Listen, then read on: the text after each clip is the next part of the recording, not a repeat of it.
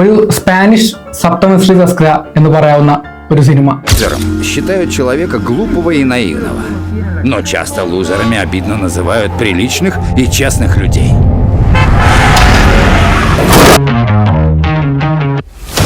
Мы должны пойти на отчаянный... പ്രധാന കഥാപാത്രമായ പെർലാസിയും അയാളുടെ ഭാര്യ ലിതിയും കൂടി ഒരു കോപ്പറേറ്റീവ് സൊസൈറ്റി തുടങ്ങാൻ ആലോചിക്കുന്നു. അതിനുവേണ്ടി അവരുടെ 10 സുഹൃത്തുക്കളിൽ നിന്ന് അവർ പണം ശേഖരിക്കുന്നു. ആ പണം മുഴുവൻ ബാങ്ക് ലോക്കറിലേക്ക് മാറ്റുന്നു.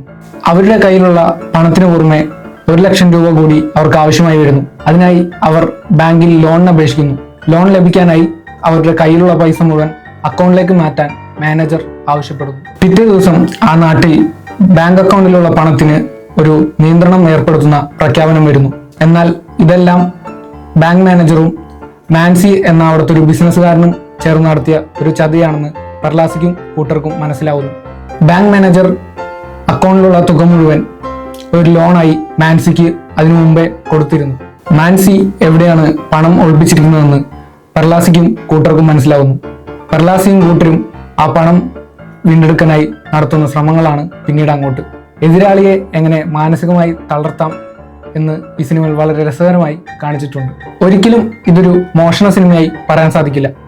തങ്ങളുടെ പണം വീണ്ടെടുക്കാനായി ഒരു കൂട്ടം ആൾക്കാർ നടത്തുന്ന ഒരു ശ്രമമാണ് ഹീറോയിക് ലോസസ് എന്ന സിനിമ. ആമസോൺ പ്രൈം വീഡിയോയിൽ അവൈലബിൾ ആണ്. ഹൈസ്റ്റ് ത്രില്ലർ സിനിമകൾ ഇഷ്ടപ്പെടുന്നവർ എന്തായാലും ഒന്ന് കണ്ടു നോക്കുക. And this is today's film diary.